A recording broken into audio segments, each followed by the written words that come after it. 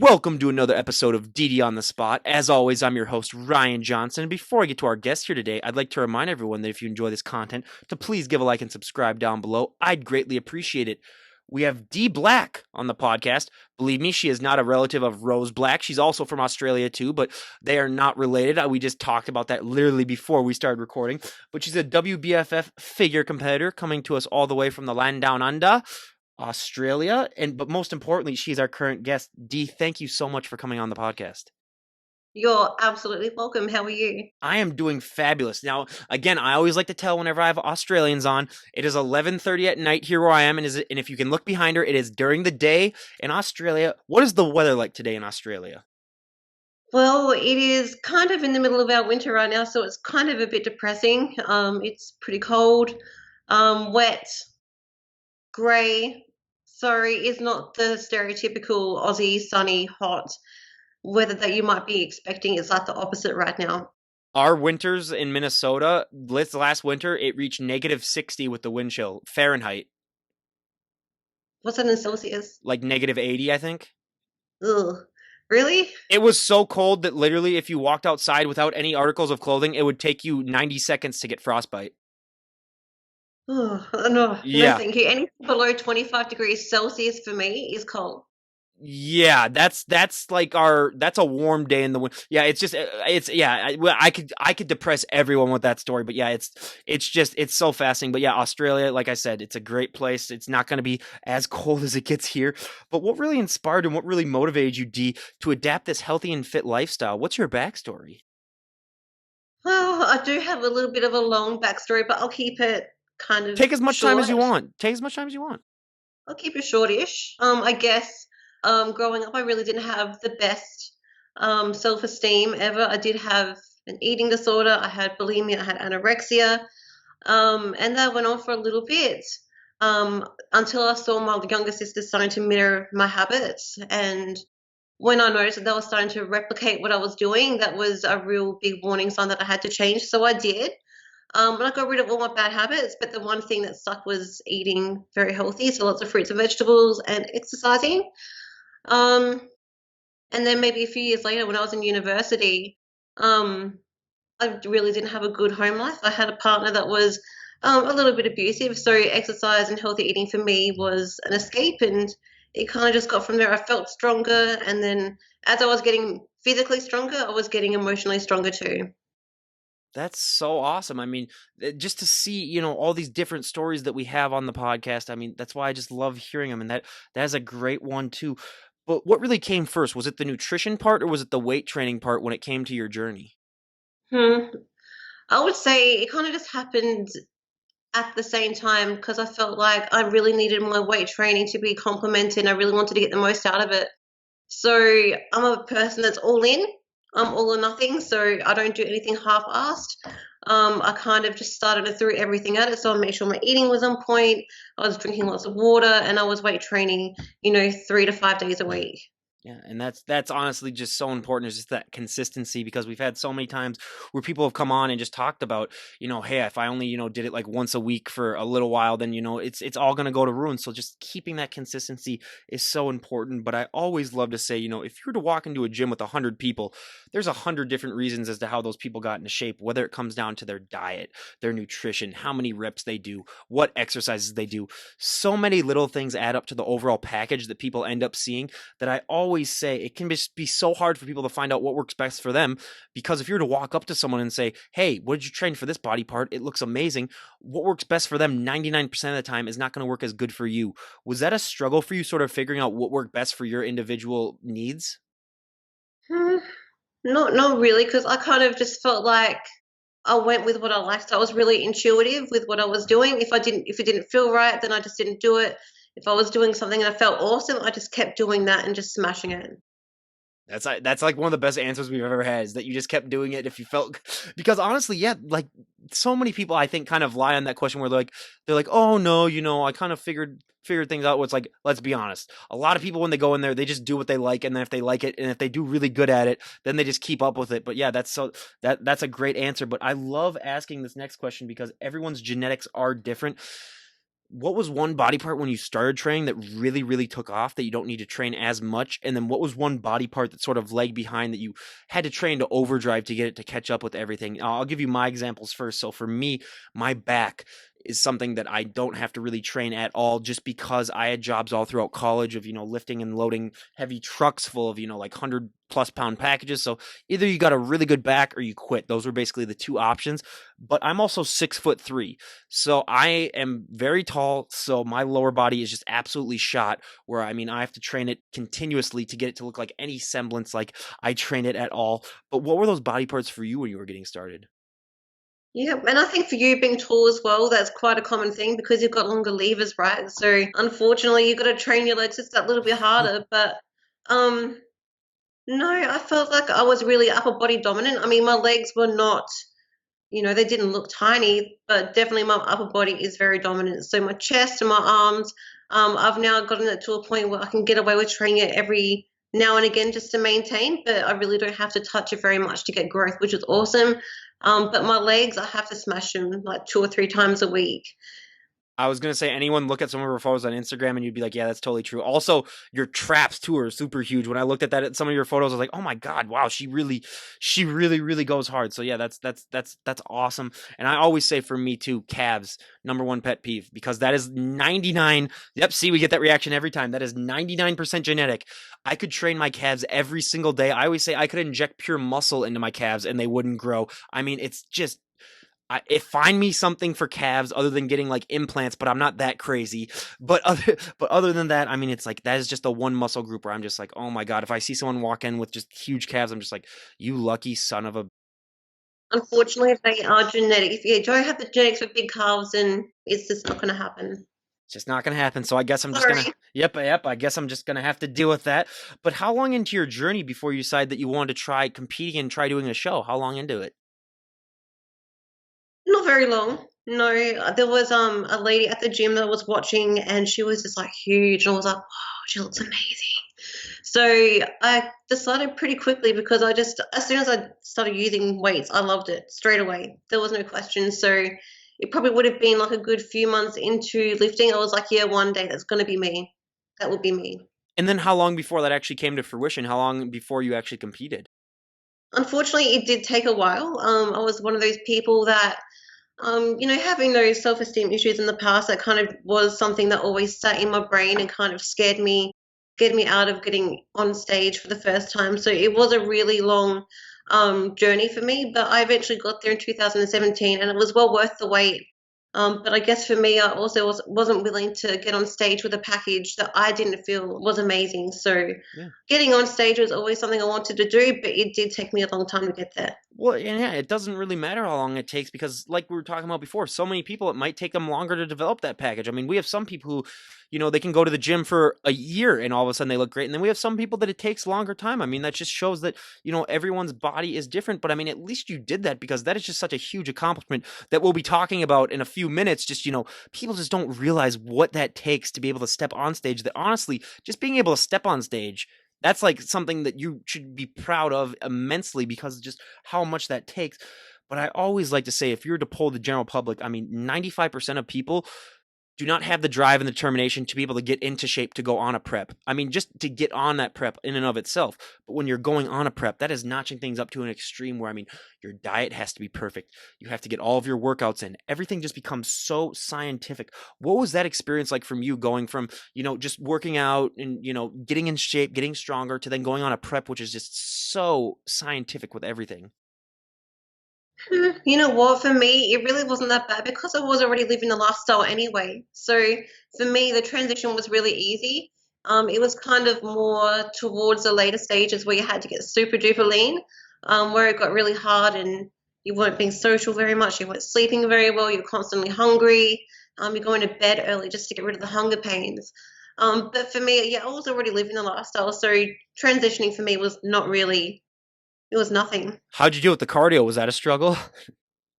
Well, yeah, I'm not a cardio person at all, so that was probably one of the hardest things. But once you start seeing the results and you can see the abs coming through and you've got one vein coming in every day, it motivates you. Well, and I always say to that too, it's yeah, it's just one of those things where it's a time process. But like you said, once you start seeing those results, I mean, it's very, very hard to say, no, I don't want to go anymore. Once you, like you said, you start seeing those veins and you start seeing everything really seem to pop out. But one of the things that also I love to talk about, and we talked about this before, is a stereotype and a myth that I love to bust.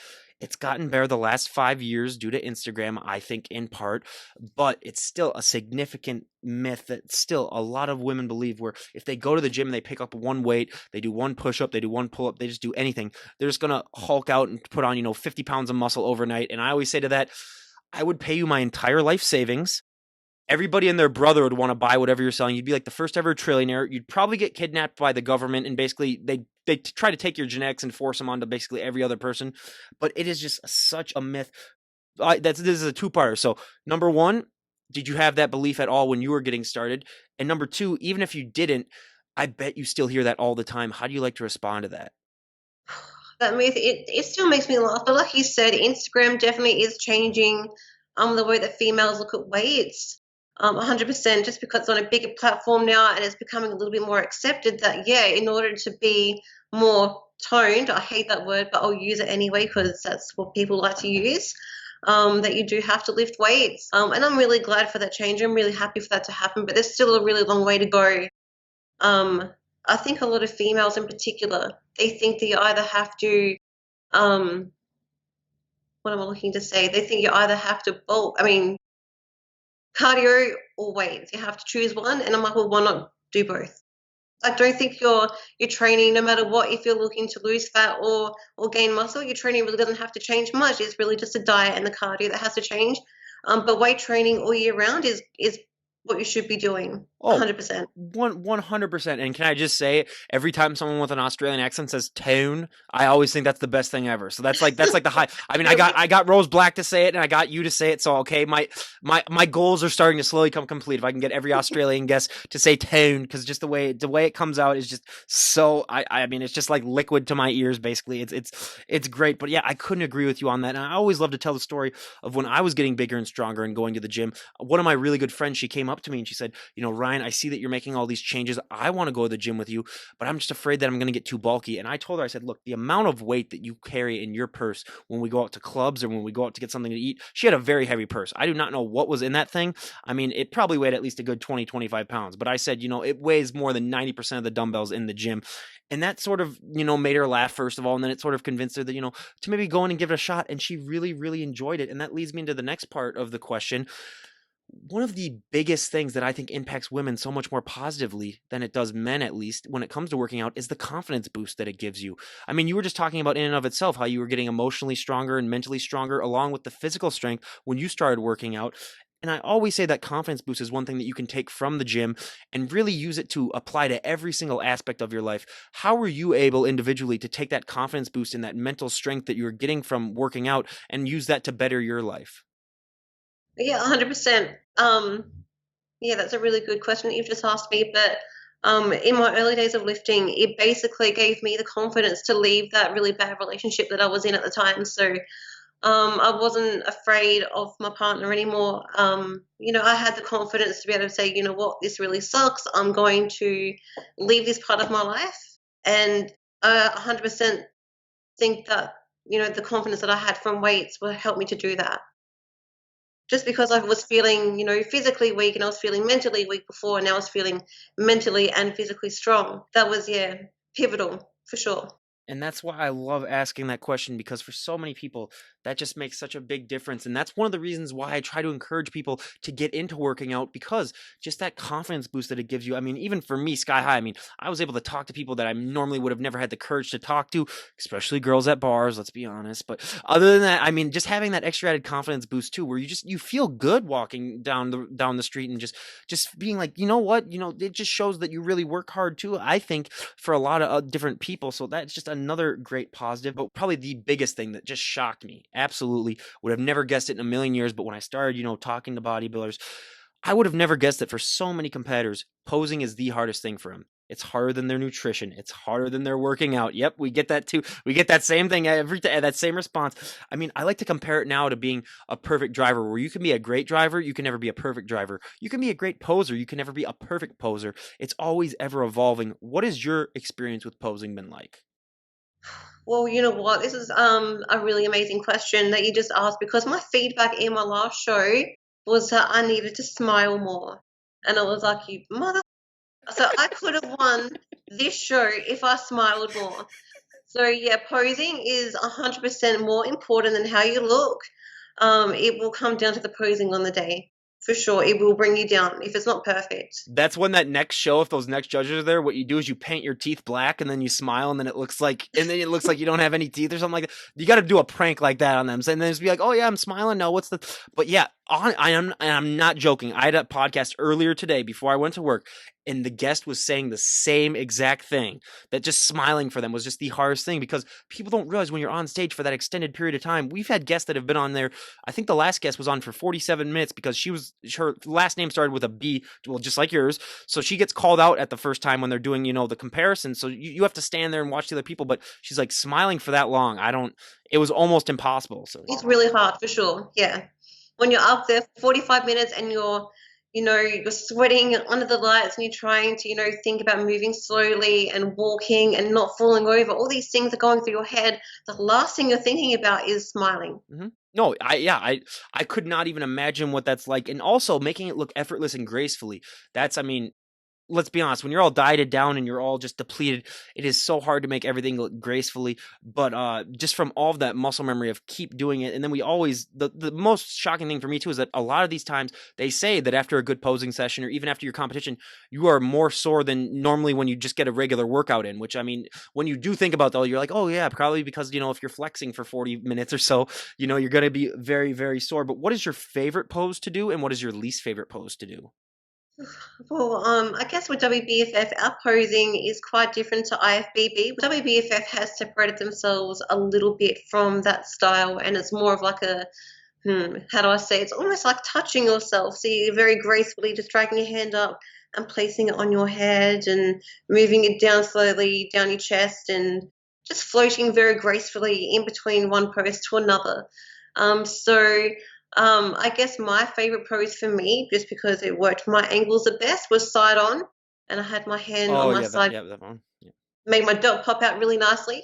But if I had to do IFBB, I reckon the lat spread, that would be my favorite for sure. Oh yeah, that's one. That's one too. Where I mean, that's I'm even trying to do it right now, and I can't even do it. It's just one of those things where it's just an art that you have to work on, and that's just like with posing too. We've had so many people. I mean, the number one comment that I get that just makes me want to cringe are people that say that, like, for their first show they waited until like a week or two before to start learning how to pose. Yep. See, and it's like, why would you do that? That's just absolute. But yeah, they learn their lesson 99% of the time. They learn their lesson, so that's one way to learn it. But now, as you can see, I'm one of the palest people you'll ever meet in your entire life, being that I have my thick Norwegian skin. But so basically, whenever I go outside, I have to have SPF 1 million on, or I just get burnt to an absolute crisp. But like I said, I've never been tan a day in my life. Bodybuilders get to get tan for a day or more. What is that experience like for you? Because we've heard so many stories about, like how everything really seems to pop out. You see muscles that you never even knew that you had. What is that like when you get that tan on and you really see all of that hard work come to fruition? Yeah, I mean, leading up to the show, you can't get a fake tan. I like to have a fake tan just because I'm in the same boat as you. I'm pale, and we don't have any sun at the moment, so I'm white. And I like to fake tan throughout the year, just because Australian sun can be really harsh laying out underneath it. So leading into the show, you're tired, you're exhausted, and you're really, really white, just because you can't have anything on your skin because it will interfere with the comp tan. And once you finally get that tan, you're like, ah, yes, yes, I feel a little bit more. I don't look so sickly anymore, and you can definitely see more definition. That's for sure, especially like in your abs and in your back. Yeah, you look awesome with a tan. I always say, like, if you look great just pale, then you're gonna look amazing tan. So that's one of the biggest indicators. But also the drawback though with using that tanner, You can't sit on anything. You can't lean up against anything. You basically have to become a statue. You got to bring your own bed sheets. That's just the one drawback that I think. Well, there are many more drawbacks, but just another thing that just adds up to like what these competitors have to go through. Yep, and you'll see backstage as well, like the toilet seats have like a brown ring from tan butt cheeks sitting on the seat. Like a tan goes on everything that you touch. All the paper is no longer white paper; it's brown paper. Little fingerprints on everything. Yeah, on all of your clothes. We had a white leather couch at our accommodation that we were staying at. Ended up having like a big brown body print on there. Yeah. And we had a photo shoot at our rental accommodation as well, and the pavers outside had brown butt cheeks on them.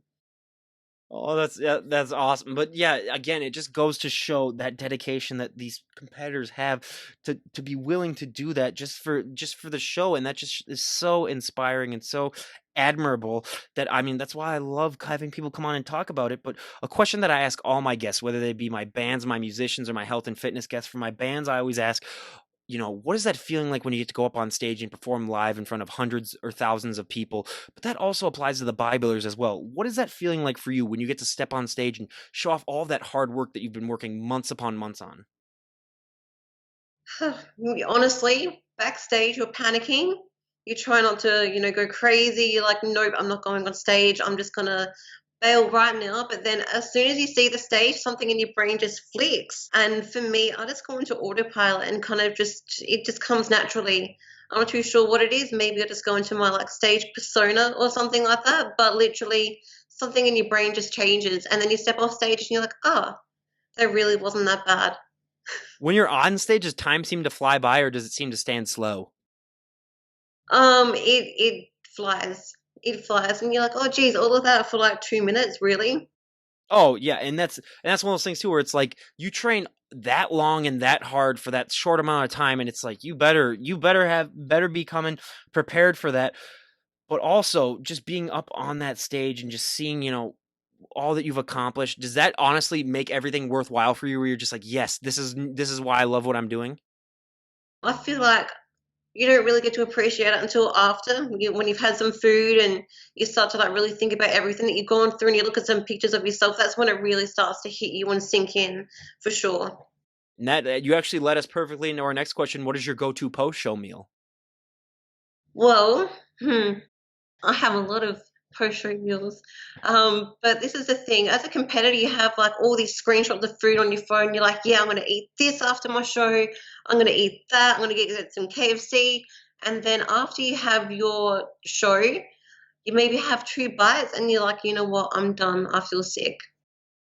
That's one thing that I was very shocked by, but I learned that as well, where yeah, you get so excited, but that's when you just got to wrap it up and just store it somewhere so that when you're feeling better. But yeah, but again, you also lead me into my next question perfectly, and this is the question that I love to ask because it is never talked about on Instagram, or even if it is not talked about nearly as much as it should be. The general public, a lot of people don't realize that look that you present on stage, that is not a sustainable look. I remember we were actually talking about this when I was first talking to you about coming on the podcast, because so many people have that image where they think that, just because they see your stage photos that you look like that year round, because they don't understand that is, I mean, you've leaned yourself down through all of the dieting and all of the hard work. You're not going to be able to keep that look. And some people try to keep that look, but that usually causes health problems. They aren't able to compete for as long as they would like to. But what was that like for you when you first figured out that, hey, I'm not going to be able to look this lean and look this shredded all year round? Was that a struggle for you? And how has that evolved as your career has gone on? Has it gotten easier to accept that and deal with it? Yeah, it's really difficult to maintain that level of leanness. As you do more and more shows, eventually your body does get used to sitting at a little bit, leaner each time, so it's not so difficult. But definitely your first time, you you can't hold it. It's very difficult. And for me, I gain weight very easily, so I'm a very easy gainer, but a very hard loser. So for me, it's just not realistic at all. I go a little bit chunky after my shows, and I need a good 18 to 20 week prep. So when you see those pictures of me on stage, it's taken me 18 weeks to get there. And it's like a full time job on top of my job to get there. Well, even now, you still look better than 99% of women on the planet when it comes to it. That's what for all these people that compete, I just always like to give that compliment, just because with all that you guys put yourself through, it's just so inspiring just to see. But is that also a cool thing though too, to see yourself make that change, to go up from the weight that you gained to just all of a sudden lose it and just realize that, like, oh hey, I can control my weight basically. Yeah, you're basically like a walking science experiment for sure. It's really cool, and as you get a little bit more experience, you can try different methods and just see what results that will yield. Like now, I'm mixing up my training a little bit. I'm moving away from what I would normally do, just to see how far I can push my body, leading into the next show and make some exercise. So just stepping away from the norm. But yeah, literally, your body is a science experiment, and it's kind of cool. Um, to see what things you can do, getting away from the norm, especially when you've been set in that routine for so long. It's good to push the boundaries and just kind of see what you're made of, really. Yep. And I always love to ask this question because so many people don't realize that the most important thing for recovery is sleep. I mean, sleep is just so dang important. And I remember I had a guest on from the UK. He was the number one sleep specialist on the planet. He called us all the way from Oxford. First of all, he had one of those really posh British accents where just hearing him talk, you felt like you gained 10 IQ points. Like, I was like, I'm feeling smarter just listening to you talk. So that was really, really cool. But we were just talking about too, how important that is. How much sleep do you try to get during your training or during your preps, because that is just so important for your recovery? And if you don't get a good night's sleep, that can basically be a death sentence for me, at least when it comes to training the next day. I mean, it's very hard for me to train the next day after a not so good night's sleep. How do you manage that? I mean, for me, my work is quite flexible. I don't have children, so for me, sleep really isn't a problem. I'm really lucky in that I've kind of trained myself to be able to sleep quite quickly. Previously, I did suffer from a little bit of insomnia and I had to use medication, a little bit of medication. But now I've kind of gotten myself to the point so that when my head hits the pillow, I'm out. I'm done. Not even an earthquake could wake me up. So getting into sleep is quite easy for me. So I'm really lucky there. But coming into peak week, when you start to deplete yourself, yeah, your sleeping habits will change. And unfortunately, you do get up maybe 3 or 4 times a night in peak week. I'm not too sure what the science is behind it, but you just do. And you kind of do carry those habits coming out of peak week as well. But now I've got myself back to a full night's sleep again, so I'm happy. Can you please give me that power where I can fall asleep as soon as I touch I mean, honestly, I'm one of those people where I got to lay around for like half an hour to 45 minutes before I'm able to go to sleep. But yeah, I wish I had that where I could just fall asleep. I mean, my life would be so much easier. But yeah, again, everyone out there, sleep is just so important. But two of the questions that I also love to ask all of our health and fitness guests. So for the first one, I mean, there's so many positive things that happen for me with, getting bigger and stronger. But one of the negative things, you're going to get asked to move a lot of people's furniture. You're going to get asked to open a lot of pickle jars or other stuff like water bottles or anything like that. I'm still at home with my parents for the next couple of months before I move out. And every single time they bring home groceries, I have to basically lift the car into the driveway and carry in the groceries, being the good son that I am. But has that been a similar experience with you, or since you've gotten bigger and stronger, that people just assume that you can do favors for them? Um, no, not really. I feel like um, before I met my partner, one of the negative things that I got when I was putting myself out there on the dating scene, instead of people approaching me and asking me how I am and what I'm up to, the first thing people ask is, "Do you compete? Do you go to the gym? And how much do you bench?" So that kind of changed for me, like how people see me. And also the other negative thing for me is nothing fits. So when I go clothes shopping, I have to make sure it stretches or it's not going to fit. Just because it will be really tight up top where my lights are, but it will be really loose around my waist and be really tight around the arms. Everything has to be made of stretchy material. Okay, they might as well change her name to Dee Nostradamus Black, because that was literally going to be my next question, was about the clothing ops. So she's led us perfectly into our questions. She knows in the future of what I'm going to ask. But yeah, I know I always say too, what the best response to do is when they say is how much do you bench, just say more than you.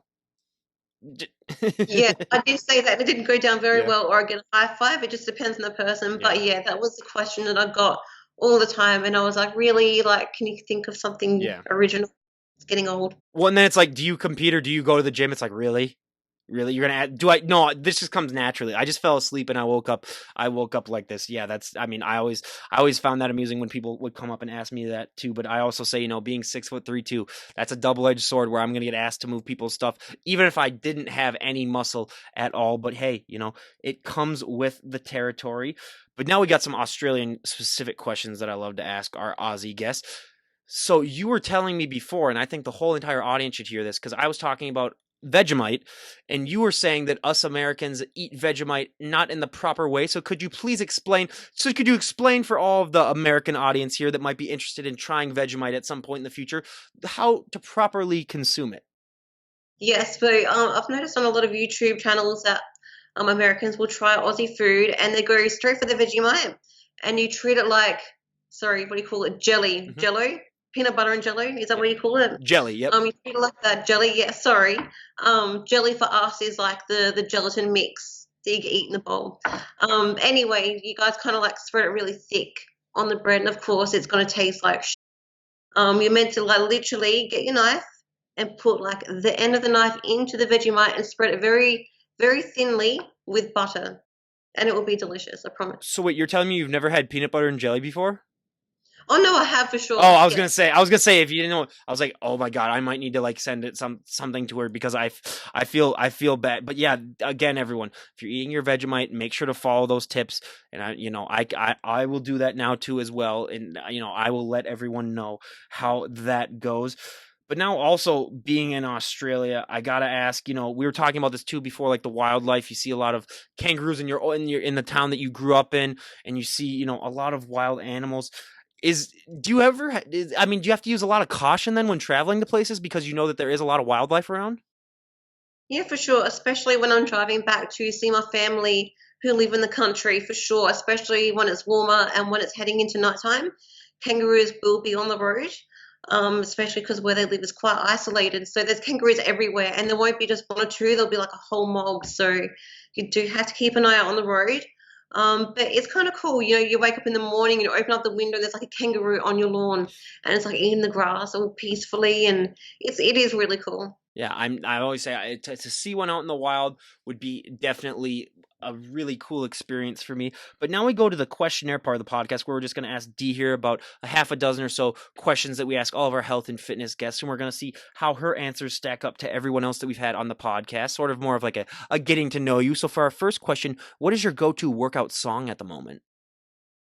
Well, I listen to a lot of metal, so listen to a lot of Arch Enemy. I listen to Dimmu Borgir, a lot of Parkway Drive, all that sort of thing. I'm not too sure if you have heard of those bands, Cradle of Filth.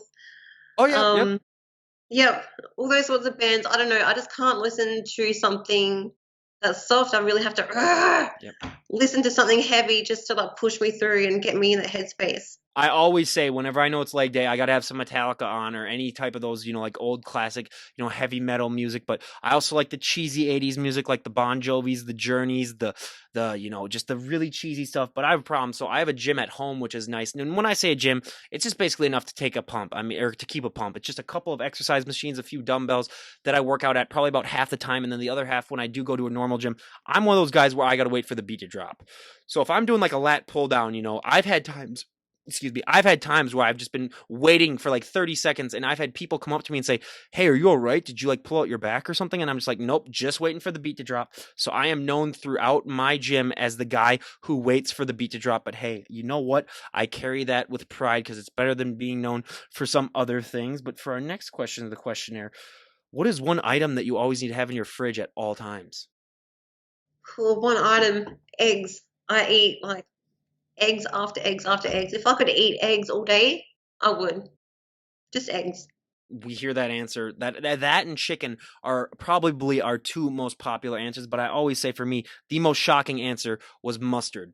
Never would have guessed it in a million years, but because it's zero in calories, it's zero in fat, a lot of bodybuilders just love to douse whatever they're eating in mustard. I'm more of a team ketchup guy myself, but hey, whatever gets you to swallow all of that protein and all that other stuff, because I've tried that. So I tried a bodybuilding diet for like 2 weeks, and after about the second week, I was like, okay, I can't keep doing this. I can't keep eating all this stuff at the same, because I mean, people don't realize too, you're eating a lot more than the average person. You're probably eating like twice as much as the average person eats, but it's just because you know how to eat it at the right times, you know how much to apply to it, that it's not, that you're not just ballooning up, and the exercising that you're doing. If you're doing that much cardio, first of all, I mean, you can get away with eating a lot of stuff too. Yeah, for sure. Yeah, what am I doing? 6 meals a day. But yeah, I definitely need to have some sort of sauce just to help get it down, whatever it takes. No, yeah, and that's just again where that extra added determination, motivation that the general public just wouldn't have, I don't think, and that's what really separates bodybuilders from, I think, the general public. But now, out of all of your followers that you have on Instagram, if they were to meet you in person, what would you think would be the most surprising thing that they'd find out about you? Um, Good question. I guess one of the things that people don't really realize about me is that I'm super normal. If you walk past me down the street or saw me in the gym, you'll probably just think that I'm the biggest dag. I'm normally in my track pants and a hoodie, just doing my thing, sneakers. I'm really not glamorous at all. I'm really just your average person. Nothing special about me. Oh, please, there's not nothing special about yeah, okay, yeah, okay. I'll buy that for 1 second. Yeah, no, no.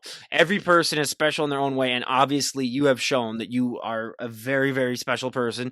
But yeah, I just gotta say that, because yeah, no one, first of all, if everyone was normal, I mean, it would be just a super, super boring world. And honestly, what is normal these days now with everything with everything that's going on? But now I also like to ask, as part of the questionnaire too, if someone were to walk up to you and say, you know what, D, we made the decision that you can change one thing about the sport of bodybuilding, and everyone would go along with it, what would be one thing that you would like to see changed? Oh, good question. I wasn't prepared for that one. One thing that I would like to see changed. Um,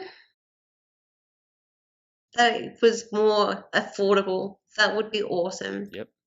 I thought you were gonna say that. I thought you were gonna say that you didn't have to smile. Oh, that would be nice too. Um, yeah, that's a good one too. But I reckon, yeah, if it was like that, just a little bit more affordable, that would be kind of awesome. So I want you to be completely honest. Did the judge honestly tell you that you would have placed higher if you would have smiled more? That was my feedback, to be more conditioned in the legs and to smile. And I was like, Good really? God. Yeah, that is absolute bogus. I like really smiling. That really would have differentiated. Yeah, that's yeah. I would have like flipped the table over. Yeah, I would have been like, okay, that is absolutely ridiculous. But yeah, that just shows how little minute things come into play, especially in the sport of bodybuilding. But now, one of the things that I also love to ask is, because the fact that you do not look like the average person when especially when you're in stage prep, basically, or when you're about to go on stage, you are going to get a lot of stares, especially if you aren't super all covered up. Like if you go out in anything that like reveals anything, you're going to get stares. Was that a difficult adjustment for you to go from maybe not getting a lot of attention before you started working out to all of a sudden just getting everyone sort of staring at you? Was that a difficult adjustment for you? Um, no, not really. I kind of like it. Hmm. Oh, I kind of like absolutely. it when I'm like, yeah, people notice me. Like, yeah, that's right. I work out, but sometimes I do get a lot of unwelcome things, like people saying you look like a guy, or people, that normally end up being like, two or three, um, so dress sizes what they should be. They're normally the ones that will call you out and say something inappropriate in public. But no, I really don't mind. I kind of like it. Oh, absolutely, and that's why I love asking that too, because the answers that we've had have been vastly more positive than negative when it comes to interactions with people, and I think it has been getting better, because I have talked to some older bodybuilders, female bodybuilders, who they went through a little bit different, because society was a little bit different, maybe 20, 30 years ago. But it's just so great to see that change as well. But going back to the questionnaire, if you were able to go back in time and talk to the 18-year-old version of yourself, what would be the best piece of advice you would give her? The best piece of advice that you could give her: just believe in yourself a little bit more. 100%. Honestly, You read my mind too. I would say that to myself too if I ever went back in time. Also, I'd give them some stock advice, some tips on, investing some money. So maybe I'm 24 now. Maybe I'd have a little bit more dough nowadays. That's probably the number one thing that I would do as well. But now, if we were to talk to you a year from today, what are some goals that you would like to have achieved when it comes to bodybuilding, when it just comes to your overall life? What are some things that you would like to have accomplished if we were to speak a year from today? Yeah, for sure. So hopefully, I would like to go for my pro card in my next show. So I'm thinking October, thinking March, see how we go. But hopefully next year there is a pro card. And then, because I am getting, towards my 30s, my partner and I would like to start having a family. So pro card and then family. That would be my ultimate goal. That would be awesome as well. For the first kid, would you want to have a boy or a girl, or do you not have a preference? I do not have a preference. Not have a preference. No. I was gonna say I honestly don't. I wouldn't either if I ever had kids. Same thing for me. Absolutely. But now, do you have any one that you would like to give a shout out to? Whew, a shout out. Um, no, not really. Is that Yeah. bad? Oh, no, no. Sorry. That's fine. No, absolutely. Yeah. I was gonna say sometimes we have that answer. Yeah, 100%. But now I like these last few questions before we wrap things up. So, what is your favorite body part to train and least favorite body part to train? Well, number one that I can think of that I hate is abs. And I don't train my abs very often just because it does kind of thicken your waist a little bit. So that's fine. I'm more than happy to skip ab day. Cool. Um, Thing that I like to train. Oh God, I like everything equally. I love shoulders. I love back. I love legs. Everything. Everything besides abs. Good. I gotta say, Perfect. I had the same problem though with abs. Where when I was younger, I trained them constantly. I was doing crunches every single day. I was doing. Where now they protrude a little bit more, so it makes it look like I have a little bit of weight on me when I really don't. So I just have like abs where my stomach may pop out like 3 or 4 more inches than most people. So yeah, I definitely wish that I hadn't taken it so seriously when it comes to doing all of those crunches 100%. But now, if you had never got into bodybuilding or never got into the gym, where do you think you would be at in life right now? Hmm. Good question. I feel like if I didn't get into bodybuilding, I probably would just be this little depressed, skinny little thing, still miserable, just going day by day through her life, not really being happy with herself or, happy with anything really, because that's kind of where I was at before I started. And I'm so grateful that you found that, or I'm so happy to hear that you found that, because for so many people they don't find that. But I mean, just being able to do that and find that, that's why I love having you come. That's why I'm loved having you coming on and talking about it, because if one person can get inspired by this, is totally worth it. But now for our second to last question, what is your proudest accomplishment that you've made at the gym? What is one thing that you are most proud of that you've done at the gym? Hmm. Well, I would say benching 80 kilos. I don't know what that is in pounds. I'm sorry, my conversion is So it's a absolutely lot of terrible. But weight. I think it's probably close to like 200. I think something like that. well, really?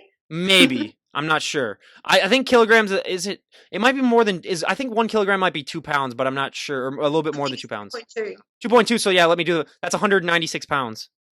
Yes. It sounds really impressive in pounds, Yeah. but yeah, I bench press 80 kilos. That was really awesome. Um, what else was I really impressed with? How tall are you? I'm 164, so in feet, what's that? That's about. Hang on, let me do the math. That's like 5'6", 5.5. Maybe. Yeah, I think I, that's what it is. Yeah, that's about like five. Yeah, I know. I'm really good at the number wise, but yeah, that's actually like really impressive. So yeah, yeah. I would be proud if I. Yeah, I mean, I've done 245, but again, I'm 6'3", so that's a little bit. It's a little bit easier for me. So but still, that is just honestly, yeah. That's I always got to say too, just to make everyone feel really sorry for me, is that my number. I had one guest, the number one guest that embarrassed me the most. She was 4'10", so that's like 140 something centimeters. oh my gosh, it's like a child. Yep. Her deadlift and her squat were more than me. She was a power lifter. And then she benched 250 pounds was the most that she benched. So she weighed like 175 pounds, and for being that size, I mean, she was like super, super in shape. So yeah, I always got to say, I've been outlifted by someone who's almost 2 feet or like a foot and a half shorter than me. So yep, that is the one time where I was like, okay, I definitely need to get to the gym and That's start awesome, though. working out. Yep. Yeah. Oh yeah, that's absolutely Awesome. awesome. Yeah, it's so great to see that, what people can achieve, and it also proves too that, I mean, no matter what your size is, you can still do things in the gym no matter what. I mean, because like if you can have someone who's that short be it even stronger than someone that's my size, I mean, it's like anything's really possible, and that's another reason too I think working out is just so appealing to so many people. But our last question of the questionnaire, I always like to ask, if you were walking down the street and someone were to come up to you and say, like, hey, you look amazing, I want to really get into shape, what would be the best piece of advice that you would have for them to just get started? Because for so many people I've found, just being able to take that step into the gym is the hardest thing for them. And once they take that first step in there, like I always say, it is very hard to leave the gym once you enter it. I guess the one piece of advice that I would have would be to just start. Because for a lot of people, they kind of like procrastinate, they put it off. Just start and just do it with your whole heart. Because a lot of people, they're just like, oh, I'm not really getting anywhere. I'll just stop.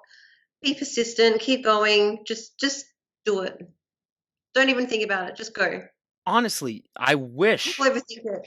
I wish I wish I could just go up and just shake everyone, just be like, just go to the gym, you will be fine. But yeah, I mean, yeah, just people overthink things way too much. They overthink it, they overcomplicate it, and they bite off way more than they can chew as well. So they kind of like overwhelm themselves. So just take your time, get your head around everything, and just go. Put your sneakers on, roll out of bed, go to the gym. Just go. If you're tired, just go. Just do it. I couldn't think of a better way to end this podcast with that. I mean, and again, you guys, everyone, go and give Dee a follow. I'll leave a link to all of her stuff down below. I mean, I honestly think that just going and giving her a follow, first of all, it's going to inspire you to get off the couch and stop eating those Twinkies and go to the gym and get in shape. But also, I mean, you really do post some really good positive stuff that I really think a lot of people can be inspired by. So I highly recommend everyone go and give her a follow. And again, you guys, I am so blessed to be able to do this and have people come on and share their stories. And I just really love having guests from all over the world come on. And, being our fourth Australian guest, I mean, I just want to say it's really been an honor talking to you. And thank you so much for coming on. My pleasure. Thank you for having me. Absolutely. So again, you guys, Dee Black, go and give her a follow. I highly recommend that. And this is Ryan Johnson, DD on the spot, signing out. Have a great day, everyone.